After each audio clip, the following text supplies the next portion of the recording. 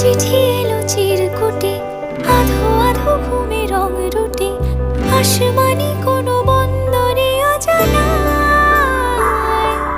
চোখ পড়লো যে তোর চোখে, বোবা কথাগুলো আজ ঠোঁটে, তোর হাতে রেখে হাত পা বাড়ায়।